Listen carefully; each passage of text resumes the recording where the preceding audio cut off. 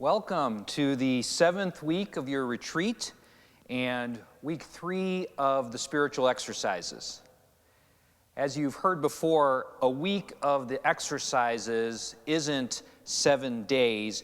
Rather, it represents a new movement in the retreat, a new invitation from Ignatius and from God to explore new aspects of your relationship with Him. There is one great, disturbing reality in every single one of our lives. There's no escaping it. There's no avoiding it. There's no sugarcoating it. It's the big one with a capital B and a capital O. We're all going to die. None of us are getting out of here alive.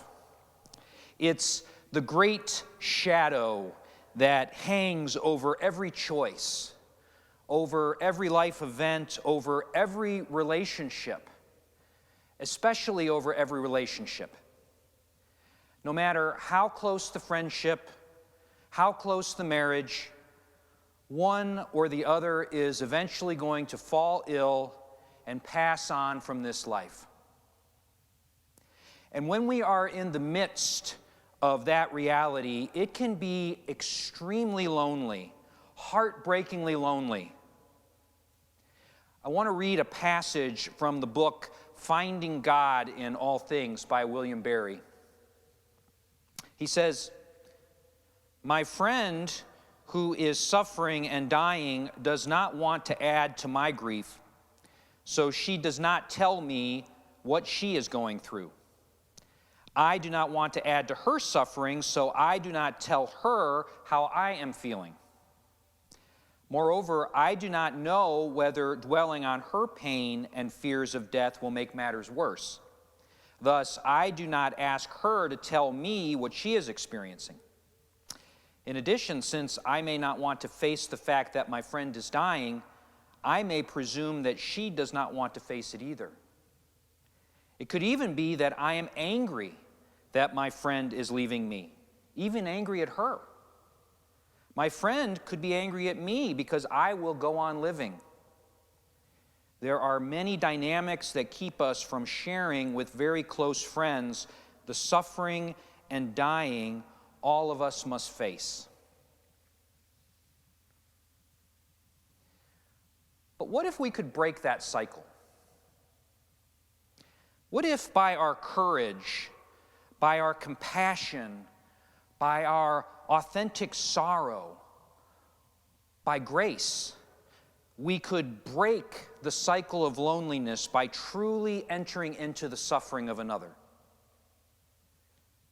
Horribly uncomfortable, utterly painful, but full of love, full of deep, self-giving love for the other. My friends, that is what the third week of the exercises is all about. And it's no coincidence that we're starting this week on Palm Sunday. As a matter of fact, Father Ron designed and scheduled the entire retreat so that the third week could begin today. In a sense, this is the pivot point of the entire retreat. We are invited to walk with Jesus on His journey, His final journey to Calvary. We are invited to walk with our friend as he suffers, as he is tortured, and ultimately as he dies. But we're invited to do this not as some sort of outsider. You have spent the last 6 weeks encountering Jesus. I hope and I pray that it has been a meaningful experience for you. I hope and I pray that your relationship with Jesus has deepened. I hope that you're closer with Him now than when we started this back in February. I hope that you and Jesus are friends. So to walk with Jesus on this final journey isn't going to be easy. it's going to be tempting to keep your distance a little bit, to embrace distractions, maybe even to water things down a bit. I don't know about you, but I have to admit that sometimes over the years, it's been tempting during Holy Week to keep the passion narratives, to keep the liturgies at a little bit of a distance. Well, Ignatius is inviting us to break through that temptation and instead to walk with Jesus up close and personal. He's inviting us to get out of the abstract and to get out of our heads and instead to embrace Jesus' fragile humanity, his full humanity. The grace we desire this week is compassion, regret, confusion. It's gritty, it's real, it's dirty. Sorrow with Christ in his sorrow. A broken spirit with Christ who is broken. Interior suffering because of his great suffering.